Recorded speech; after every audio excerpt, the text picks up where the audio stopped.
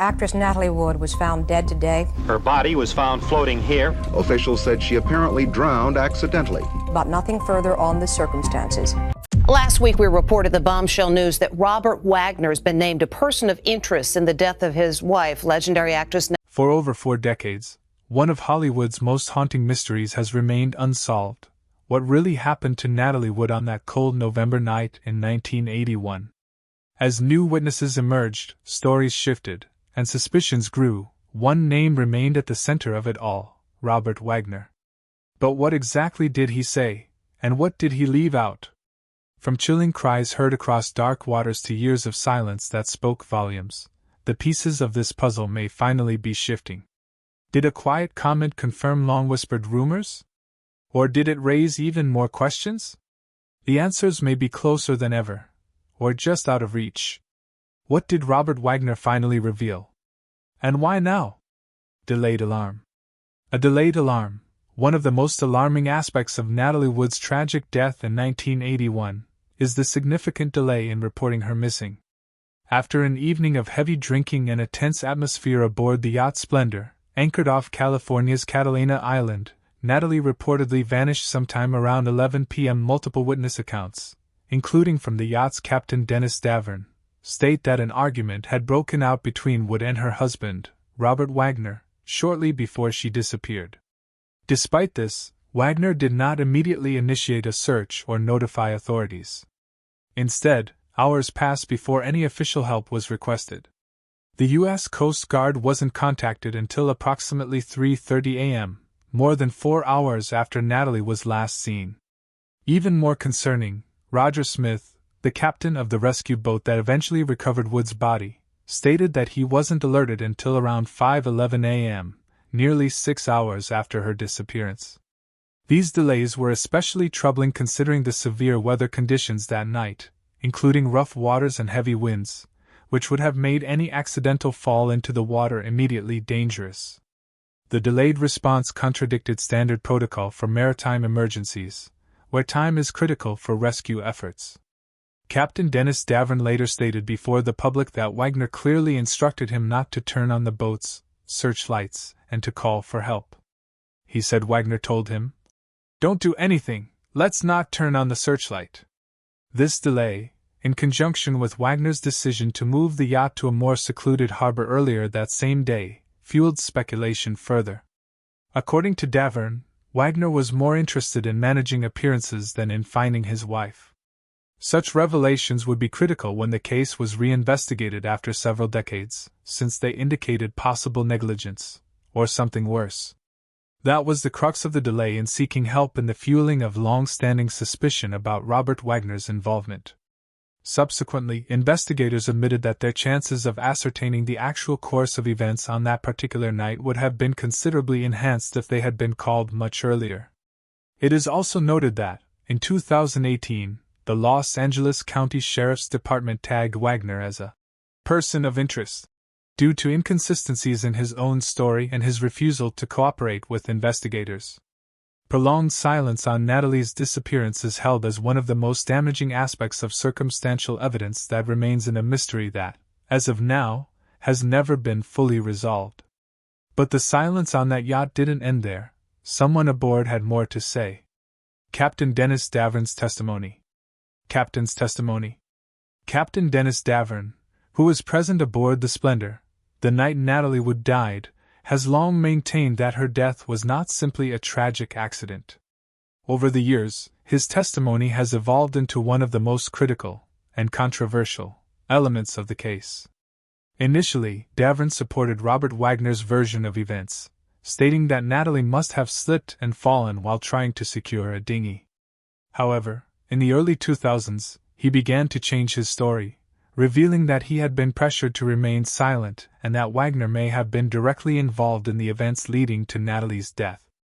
In multiple interviews and a co-authored book titled Goodbye Natalie, Goodbye Splendor, Davern alleged that Wagner and Wood had a heated argument in the yacht's cabin shortly before she disappeared.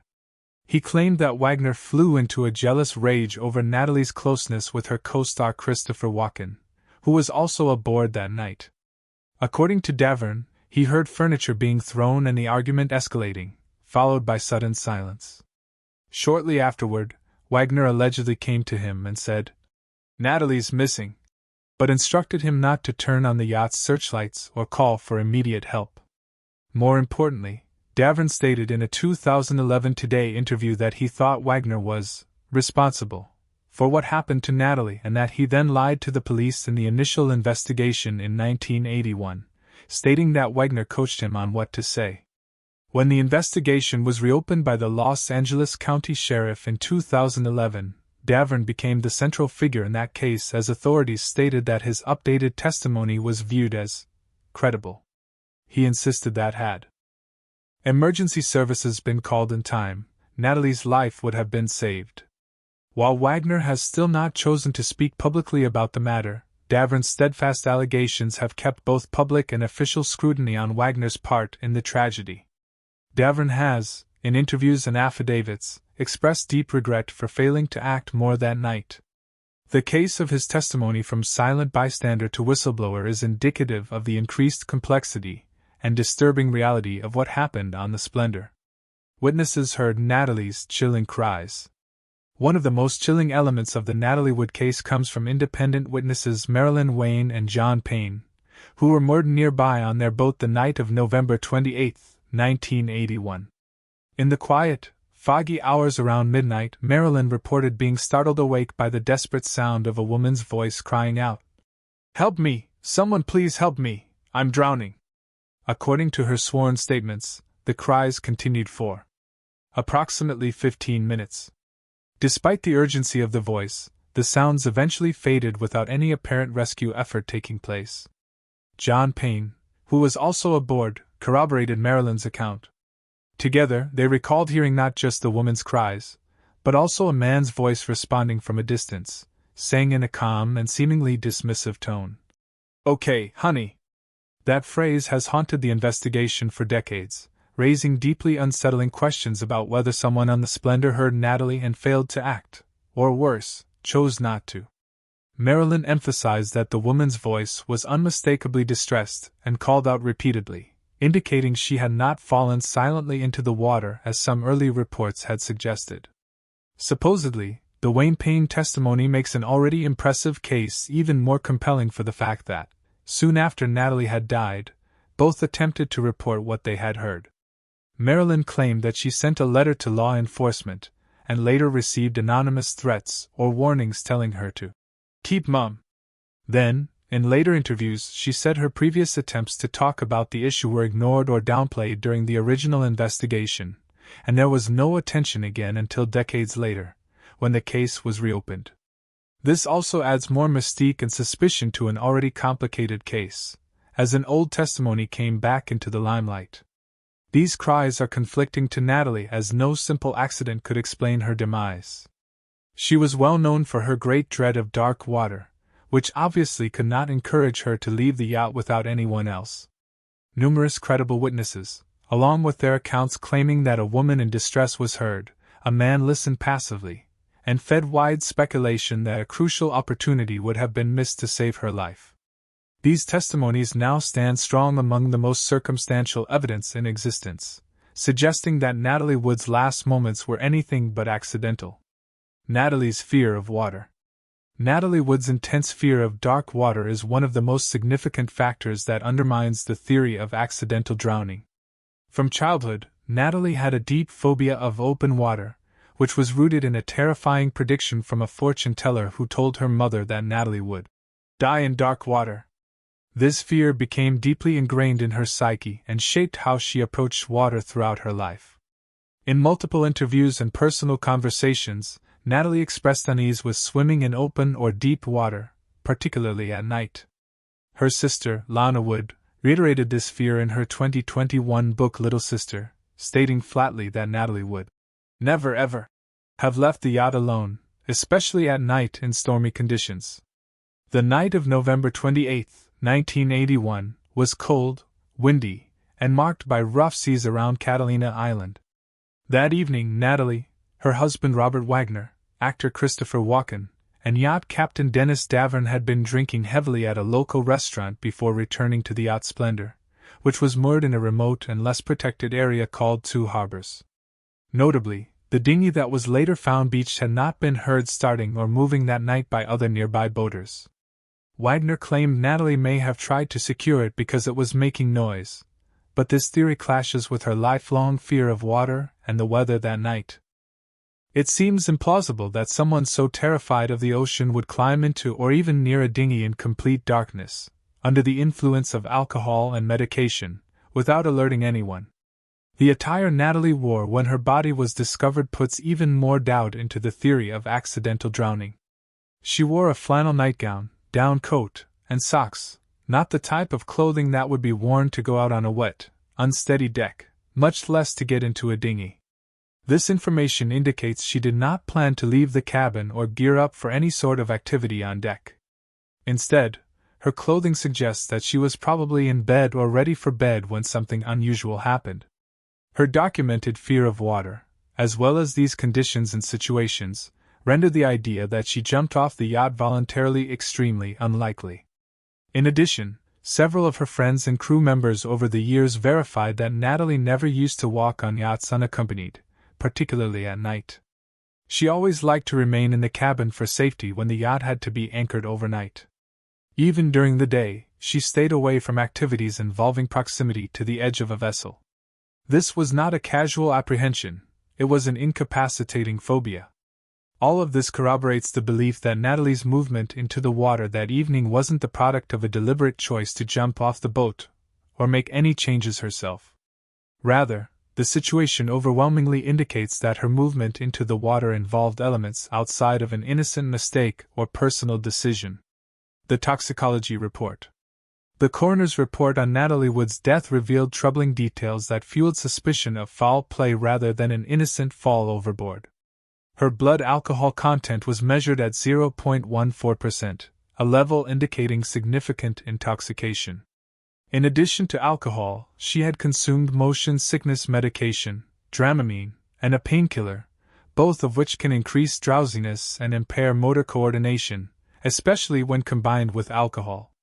While this could suggest she was simply impaired and fell accidentally, the condition of her body told a more complicated story. The autopsy documented several bruises on Natalie's body, including bruising on her arms, legs, and particularly on the left side of her face. There was also an abrasion on her cheek and a scratch on her neck, injuries that raised red flags for investigators. The coroner initially concluded these injuries could have occurred during the fall into the water or while her body was adrift. However, when the case was re-examined decades later, new forensic experts questioned whether all the injuries were consistent with accidental drowning. Some of the bruises appeared fresh and in locations that suggested a struggle, potentially occurring before she entered the water. These revelations took on added significance when combined with testimony regarding a furious argument on the yacht that evening. Captain Dennis Davern had long asserted that Natalie and Robert Wagner were arguing just before she vanished. He reported that loud voices and the crashing of objects could be heard coming from their cabin. Wagner subsequently owned up to having broken a bottle of wine in a fight with Christopher Walken over Natalie's career, a revelation that conflicted with his initial, more restrained account of the evening's events. Unexplained bruises heightened the suspicion that a fight could have taken place moments before Natalie disappeared. The Los Angeles County Coroner's Office changed Natalie Wood's death certificate in 2012 to include a new cause of death: drowning and other undetermined factors. This alteration recognized that the physical evidence was unable to fully indicate a simple accident. The combination of alcohol, medications, and bruising, particularly to areas unlikely to be bruised in a simple accident, implies that Natalie's death was not just bad luck and rough seas.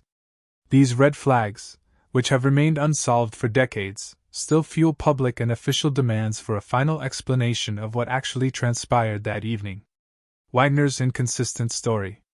Robert Wagner's version of events surrounding Natalie Wood's death has shifted noticeably over the decades, casting doubt on his credibility and intensifying public suspicion. In the immediate aftermath of Natalie's drowning in 1981, Wagner told investigators that she likely slipped and fell into the water while trying to secure a dinghy that was knocking against the yacht. He maintained that there had been no serious conflict aboard the Splendor that night, and portrayed the evening as relatively uneventful. This version of the story was accepted at the time, and Natalie's death was officially ruled an accident. However, when the case was reopened in 2011 due to new witness testimonies, Wagner's account began to change. He acknowledged in later interviews that there had been a heated argument on the yacht that night, not with Natalie, but with actor Christopher Walken. According to Wagner, the confrontation was sparked by a disagreement over Natalie's career, with Walken allegedly encouraging her to prioritize her professional life over her marriage. Wagner admitted that in a moment of anger, he smashed a wine bottle on a table, an explosive act that he had omitted in his original statement. This raised serious concerns about what else may have been left out or altered in his earlier version of events. Captain Dennis Davern had been going on about a volatile atmosphere aboard the yacht, and an enraged Wagner on the night when Natalie went missing. The admission of the wine bottle incident agreed with what he had been saying for years. That shifted the old narrative of Wagner saying that everything was alright until they found out that Natalie was missing. Either that or his later admissions of violence and emotional volatility did not sit well with his previous attempts at downplaying the situation, raising suspicion that something more might have happened between Wagner and Natalie after the fight with Walken. In 2018, Wagner officially became a person of interest for the Los Angeles County Sheriff's Department. Investigators noted his statements over the years were inconsistent and did not match those of other witnesses' accounts, including Davern's. Lieutenant John Corina went on air and announced that Wagner's story just doesn't add up, and that he had refused to speak with authorities concerning the reopened investigation. Those ever-changing accounts and refusal to fully comply have only made matters murky about the late Natalie Wood and made quite a lot of people wonder whether Wagner's ever-changing narrative means he is still hiding something. Reclassification of the cause of death. For over 3 decades, Natalie Wood's tragic death in 1981 was officially classified as an accidental drowning, a conclusion that had long been questioned by her family, close friends, and segments of the public. However, a major shift occurred in July 2012, when the Los Angeles County Coroner's Office amended her death certificate to reflect a new cause: drowning and other undetermined factors. This reclassification signaled a formal recognition that the original explanation was no longer sufficient, and that new evidence and witness accounts warranted deeper investigation. Scrutiny into the events leading up to her death intensified. The decision to change the cause of death followed Captain Dennis Davern's statements and the emergence of overlooked witness reports. Forensic experts re-examined the autopsy and noted that some of Natalie's bruises were inconsistent with typical drowning injuries. They concluded that while some could have occurred while her body was in the water, others, particularly on her arms and face, suggested possible trauma before she entered the ocean. This finding directly challenged the idea that she had simply slipped while trying to secure the yacht's dinghy. In the updated report, injuries were considered by the coroner to have occurred, possibly before entering the water, and bruising, in any case, was not consistent with a simple fall overboard. The new certificate's buzzword, undetermined factors, echoed the growing suspicion that Natalie Wood may have been the victim of foul play or at least other factors that were not purely accidental. This statement did not single out any person but reiterates that this case is still open and unresolved, and events may occur if others come forward with information. The formal change was crucial. It was the first time governmental agencies would openly consider Natalie Wood's passing as perhaps more than a tragic accident. This gave credence to questions raised for years by Lana Wood, Natalie Wood's sister, and others who felt the initial investigation was hasty and incomplete.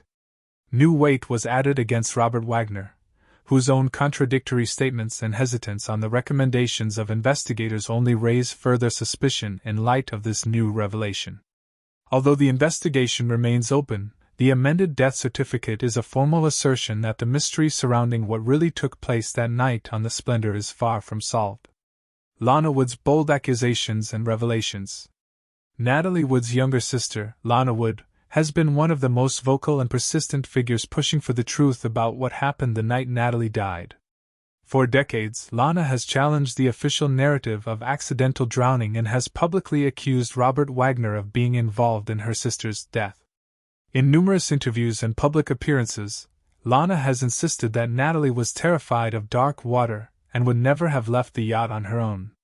She would never have gone to the side of the boat alone in her nightgown and socks, Lana stated in a 2021 interview with Business Insider. Her conviction has been unwavering, fueled by what she describes as glaring inconsistencies in Wagner's story. In her 2021 memoir Little Sister, My Investigation into the Mysterious Death of Natalie Wood, Lana shared deeply personal accounts and previously unknown details that reignited interest in the case. One of the most disturbing revelations in the book was a secret Natalie had allegedly confided in her about a traumatic event from her teenage years. Lana claimed that when Natalie was just 16, their mother arranged a meeting with actor Kirk Douglas, hoping he could help Natalie's career. That meeting, according to Natalie, ended in indecent assault. "He hurt me, Lana," Natalie reportedly said, words that haunted her sister for decades. While not directly tied to the events on the Splendor, this revelation highlighted the many traumas Natalie had endured behind the scenes of her glamorous public life. Lana has always supported the claims of Dennis Davern, the captain of the yacht, who accused Wagner of stymieing a timely search for Natalie and acting strangely in the hours following her disappearance. According to Lana, there are serious question marks about Wagner's behavior before and after her sister's death. She has pointed to Wagner's refusal to cooperate with authorities upon reopening the case as an indication that he was probably self-conscious and guilty. "If you have nothing to hide, why not speak to investigators?" she said in a television interview. Lana's public campaign has been an emotional and relentless journey, stemming from her personal loss and a firmly held belief that the complete truth has never been told. These accusations and revelations by Lana have been very instrumental in keeping the case alive in the public eye. In speaking about the case and the people involved in it, Lana has confronted some powerful figures in Hollywood. She has focused attention on the gaps and contradictions in the original investigation. She has repeatedly called for Wagner to be interrogated under oath, saying that with time and silence, the questions only become more troubling. The pursuit of truth for Lana Wood is about more than just accountability. It is her way of honoring her sister's memory and ensuring that Natalie Wood is remembered not only as a great actress but as a woman whose death remains wrapped in mystery and deserves absolute justice. Hollywood's Code of Silence and Power. In the early 1980s, Hollywood operated under a powerful culture of secrecy and image control, where studios and publicists worked hard to protect the reputations of stars and suppress scandals. This environment helped insulate prominent figures like Robert Wagner from public scrutiny, even in cases involving serious allegations. At the time of Natalie Wood's death in 1981, Wagner was a well-established actor with decades of industry influence, and his marriage to Natalie painted a picture of a golden Hollywood couple. When tragedy struck aboard the Splendor, the initial investigation into Natalie's drowning was surprisingly brief and largely unquestioned, shaped by a tendency in the entertainment industry, and among law enforcement, to avoid confronting uncomfortable truths about its stars. This culture of silence is perhaps best exemplified by how long it took for Natalie Wood's alleged assault by Kirk Douglas to come to light. According to her sister Lana, Natalie confided that she had been assaulted by Douglas at age 16, during a meeting arranged by their mother to advance Natalie's career. At the time, such incidents were rarely reported or discussed publicly, especially when they involved powerful male figures. Lana claims Natalie returned from the encounter visibly shaken, whispering, "He hurt me, Lana." But because of the era's climate, where female voices were often dismissed and reputations fiercely protected, the alleged assault remained a buried trauma for decades, never investigated, never exposed. In the same way, Wagner's behavior and contradictory words after Natalie died were not given the level of examination that could have been expected had Wagner not been such a powerful person. Even with solid eyewitness testimony and contradictions of what happened the night she disappeared, Wagner was never questioned officially as a suspect in 1981. Captain Dennis Davern subsequently asserted he was bullied into silence, and witnesses such as Marilyn Wayne claimed they were dismissed or even intimidated. Such variables indicate an institutionalized unwillingness to investigate when it involved going against the public persona of a popular celebrity. More recently, the #MeToo movement and greater desire to revisit long overlooked Hollywood wrongdoing have put a different spin on Natalie's tale. The news of her trauma, the questionable nature of her death, and her reluctance to fully pursue Wagner all date back to an era in which power generally trumped accountability. Although the entertainment world has started to change, Natalie Wood's case is still a harsh reminder of how fame, power, and a culture of silence once conspired to hide ugly truths in plain sight. This protective shield wasn't just about suppressing personal gaffes. Frequently, it involved sculpting entire stories in the aftermath of tragedy. As ex-prosecutor Sam Peroni observed in Vanity Fair, "If the non-celebrity couple were doing this on a lake, somewhere in the middle of the country, the husband would have been questioned that night," highlighting the way celebrity could stall or divert justice beyond anything imaginable for regular citizens. But as the veil of Hollywood's silence slowly lifted, investigators turned their attention back to the man who had remained at the center of it all. Robert Wagner, officially a person of interest. In a pivotal shift nearly 4 decades after Natalie Wood's mysterious death, Robert Wagner was officially named a person of interest in 2018 by the Los Angeles County Sheriff's Department. Investigators cited mounting inconsistencies in Wagner's statements and noted that his version of events differed from those of other witnesses present on the yacht Splendor the night Natalie disappeared. Lieutenant John Corena, a lead detective on the case, told CBS News, "As we've investigated the case over the last 6 years, I think he's more of a person of interest now," confirming that Wagner's evolving narrative raised serious red flags. Wagner's repeated refusal to speak with investigators following the 2011 reopening of the case only deepened public suspicion. As the last person known to have been with Natalie before she went missing, Wagner declined multiple interview requests, despite growing pressure. Captain Dennis Davern, who had served on the Splendor, accused Wagner of delaying search efforts and discouraging any immediate response once Natalie was discovered missing, claims that added to the urgency of re-examining Wagner's role. For detectives and observers alike, Wagner's silence and inconsistent retellings painted a troubling picture. Adding to the confusion was the virtual silence of actor Christopher Walken, who was also on the yacht that evening. In his Soul and Death interview about the incident, published in Playboy in 2012, Walken vaguely intimated that Natalie may have gone up on deck to fix the dinghy and have fallen overboard, repeating Wagner's initial story.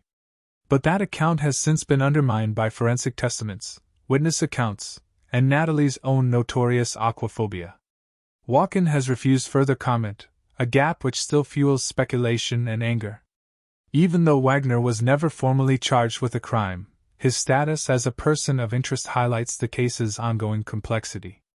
Vanity Fair reports that revived media attention and public suspicion have maintained the case in the headlines, especially following revelations by Natalie's sister, Lana Wood, and new forensic evidence.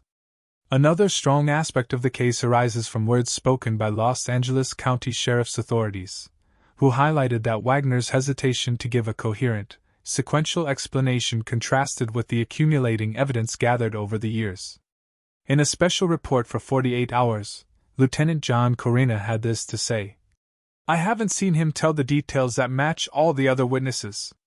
Police noted that Wagner's behavior and timeline not only contradicted that of Captain Dennis Davern's, but also didn't account for essential gaps of time while Natalie was missing. Furthermore, advancements in forensic technology have made it increasingly difficult to ignore physical evidence, such as bruises that defy an accidental fall. These revelations indicate that the case, which was buried beneath celebrity fame and industry cover-up, has entered a more fact-oriented phase. As cold case investigators delve deeper, the tension between testimony and science continues to put pressure on the silence surrounding Wagner's involvement.